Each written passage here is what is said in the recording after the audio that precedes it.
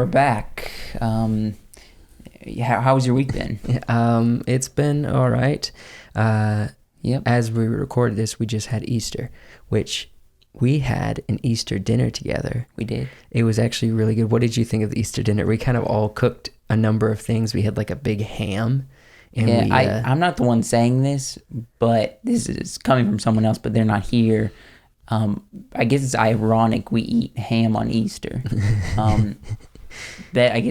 We're not in the South currently, I guess, but we would say we're very... Virginia's the South. Okay. Technically. They don't act like it, but it's technically a southern state.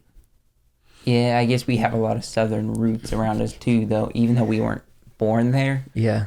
We have those southern roots that are very southern. So we had like macaroni and cheese and very heavy southern foods. Yeah. So we had like green bean casserole and ham and, like you said, mac and cheese, and we had like bacon wrapped asparagus and stuff. Bacon wrapped vegetables. It's wonderful. It was delicious. That was my first time ever having that. Really? Yeah. Wasn't it good? It was delicious. We should do it regularly. Yeah. I'm not a big bacon person, though. I just don't eat a lot of pork. You're a psychopath. I don't eat a lot of pork. Well, we had a crap ton on Easter. Anyway, hope you guys had a great holiday. Hope you guys had a good Easter and got a chance to spend some time with each other, even during a time where it's not necessarily encouraged. I remember you did a fast for something.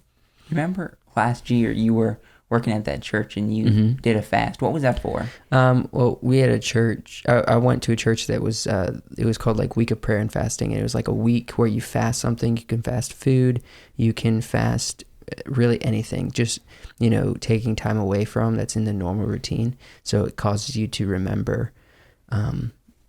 It kind of pushes you to remember to pray. And it pushes you to remember to, deny yourself in a way that, because I remember reminding. There was someone that I worked with that, I don't know, just very vaguely that conversation came up about fasting, and they said that they did the Daniel fast. Oh, I've heard of that. There was a couple of people at that church that when we did a fast, they would do the Daniel fast, and so yeah, you eat like nuts and stuff, and just water, and you don't have coffee or anything like that. That's good. Yeah.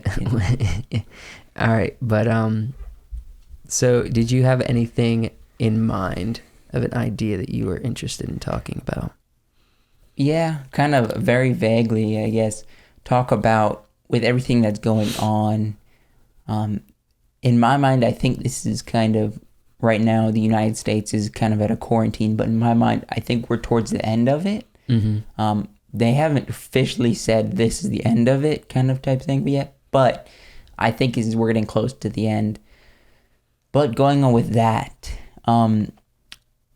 we were talking with somebody and they said, they were asking us being in Scouts and they said, what did you learn in Scouts to survive in the woods or that, or just us being in quarantine?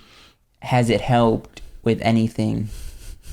I guess not helped, but there's some people, you're in quarantine, but some people are going crazy. They want to buy food and just vaguely talk about that. I mean, I would say... What is your thought on that? Well, the first thing that comes to my mind is obviously with anything, if you get in a situation that you're unfamiliar with, the key is to not panic, to not freak out, And man, we as humanity and Americans definitely panicked at the front end of this. It was ridiculous, honestly. The whole thing with the toilet paper and people buying up cleaning supplies like crazy. And now even it kind of made, at work, we're dealing with people having to make their own face masks because they're wanting to keep masks for people that work in like the hospitals and such. And there's a shortage.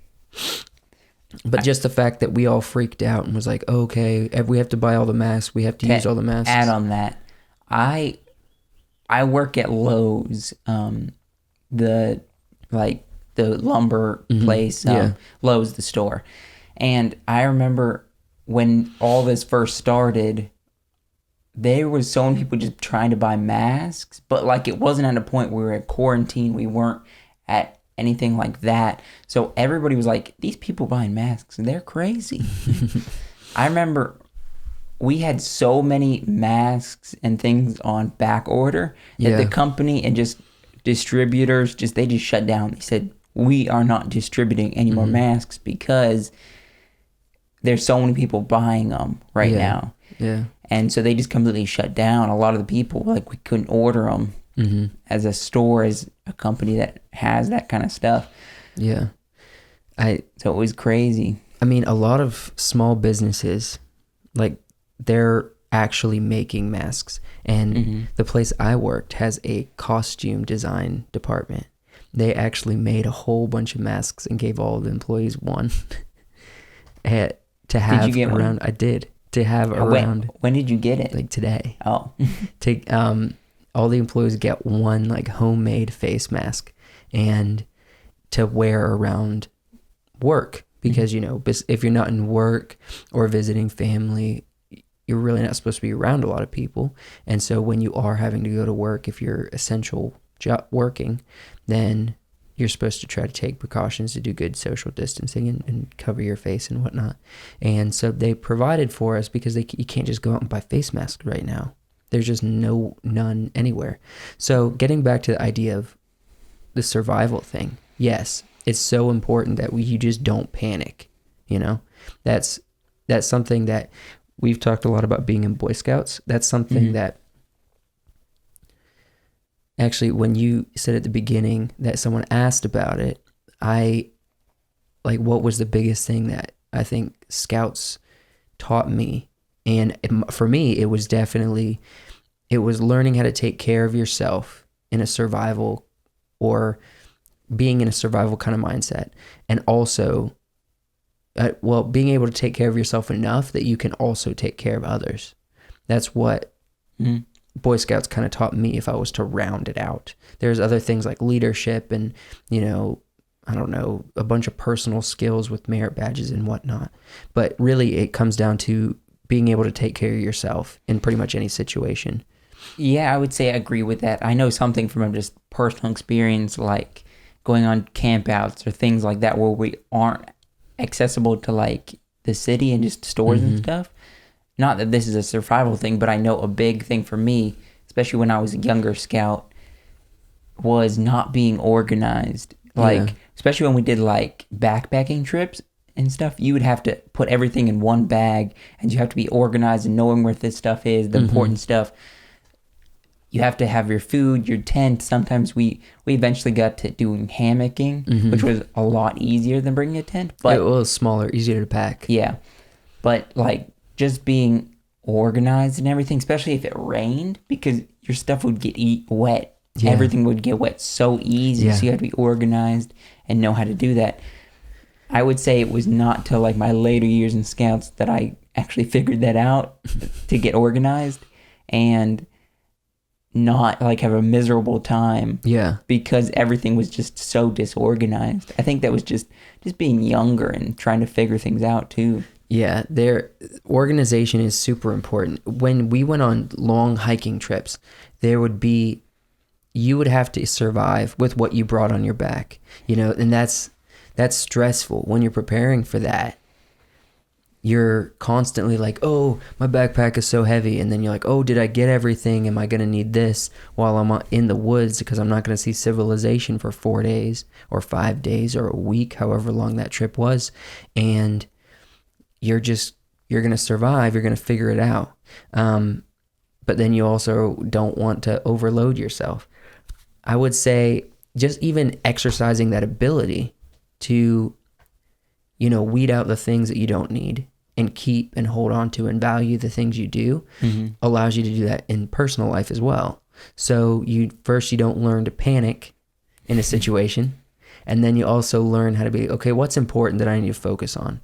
If I'm constantly focusing on how miserable I am, or if I'm constantly focusing on, you know, I can't go out and do what I normally will do, well then try to change your mindset a little bit. Think, okay, I can't do these things. So what can I do right now? Try to keep yourself busy, and you learn to focus on the things that are important, so you're not just lingering constantly on extra baggage, you know? Yeah, I know. This isn't about organizing, but for me personally, just being in a quarantine where you're not supposed to really go out. It's not like they're making it mandatory, but you're not supposed to. It's been rough. Yeah. I mean, a lot of people probably been rough just not having anything to do, just being bored and stuff like that. For me, it hasn't been crazy difficult because I still am going out each day to go to work. I am kind of isolated at work, and it's very bare minimum people at work, only the people that have to be there. And so I'm going out each day, but then when I'm done, I go back home and I'm hanging out at home. I would say the only thing that's been difficult for me was just hanging out with friends. I guess even the people since back in South Carolina that are good friends, I don't hang out with them often, but even just for some reason during this time, it's made me miss them a lot. It makes me want to hang out with those close friends a lot. Yeah, because you're not doing anything. Yeah. I guess now that we don't, I'm going to tell a quick story, going back to the Boy Scout thing, of something that was not organized correctly, and it's just a funny story that I remember. Okay. How we would do like food for campouts would be usually per patrol. We had 2 patrols at first, then we eventually split into 3. Yeah. But if you don't know what a patrol is, it's like the scout troop, and then they divide it into different... Yeah, like 2 different groups. Yeah. So we would do food per patrol, so 2 groups of people would get food.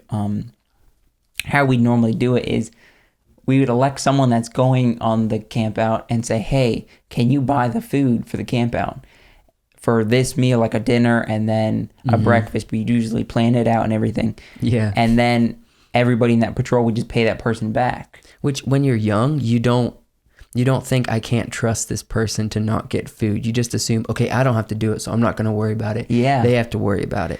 But if someone's super flaky... So I guess you know what the story I'm guessing I know where it's going.